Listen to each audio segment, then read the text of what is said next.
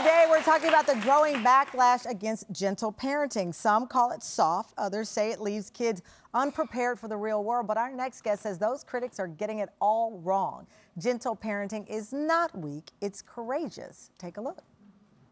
When our child talks back, melts down, or pushes a boundary, we don't just see the behavior. We see the shame we carried, the fear we grew up with, and the unmet needs that we buried. Gentle parenting isn't soft. It's actually strong because it means holding space for a child's big feelings, even while managing our own nervous systems, even when we're tired, touched out, or just triggered. Wow, please welcome Vanessa, still with us, child psychologist and author, Andrea Mata. Okay, Vanessa, you were raising 3 kids under the age of 5. Correct. Another one is on the way. Yes. They said, whoa, a beautiful family. How do you navigate order using gentle parenting with all of that and one more coming? Yes, so a lot of patience. Because you're outnumbered. Definitely outnumbered, but I have to say that we have structure and routine in place, and the kids know what to expect even at this young age. And when it comes to gentle parenting, it's more about parenting from a place of calm without yelling, screaming, or hitting, despite the triggering behavior. So it's more about my own emotional self-regulation than it is about the kid's behavior. How do you feel when people say gentle parenting has failed? Well, I feel that maybe they need to look at it from a different angle. It's not that they fail just because they struggle with it.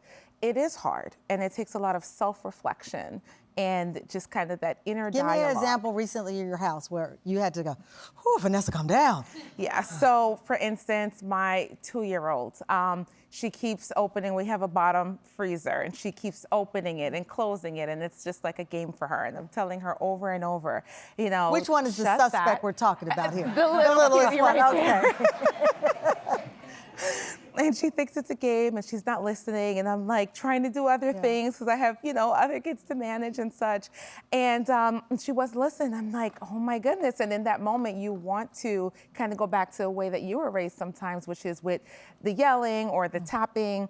But it's about taking a breath, and I needed to come down to her level and tell her that, you know, the freezer is not one of her toys, but here's something she can do, and redirect her. And it did work. When it doesn't work, because I bet you there were times it hasn't worked, what did you do?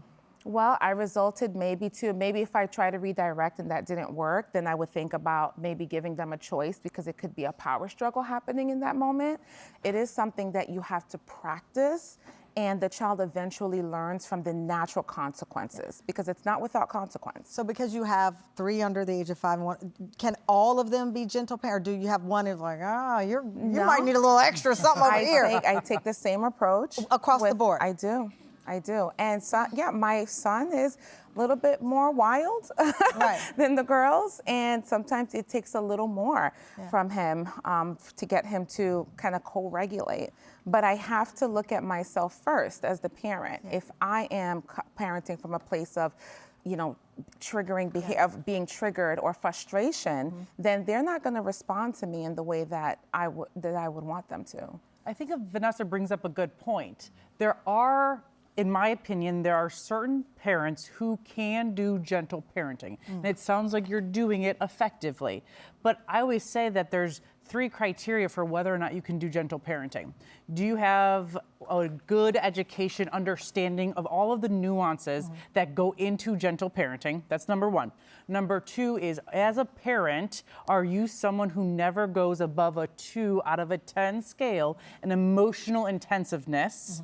Like emotional reactivity? And then do you have a child who, for the most part, is a well-behaved child? If you can tick off all 3 of those, then gentle parenting is something that can work.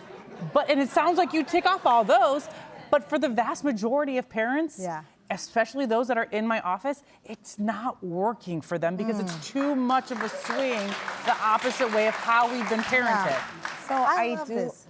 No, go ahead. So I did want to say that, you know, the last kind of checkbox that you have, like a well-behaved child, I can't really say that, you know, all my kids are all well behaved. Right. They have their moments, they're kids, and there's gonna be behaviors from them that we're gonna see. The hitting, the biting, the not listening. I think, you know? and I get what think- you're saying there, because when you said well-behaved, you're a clinical psychologist, you spend more time with kids. I only have one, and you have a few and one on the way, but I've never enjoyed the phrase well-behaved child because I was a child who was labeled. My audience is often shocked to hear I was sent to a school for complex children. Yeah. And I had very active parents, so I don't know what well-behaved is, but I do know, to your point, some of the behaviors that we're seeing in the schools that are dangerous, that are harmful, that are not just physically harmful, they're harmful for the development of children who we want to be productive adults. Yes. And they don't have a clear understanding of adults, whether it's a caretaker or your teacher, that you're not our peers. I'm happy that it is working for you, Vanessa, and your children are beautiful children.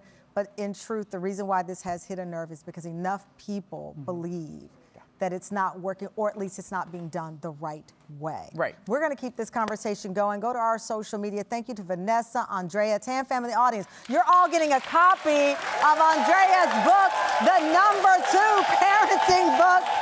We'll be right back. Oh my God.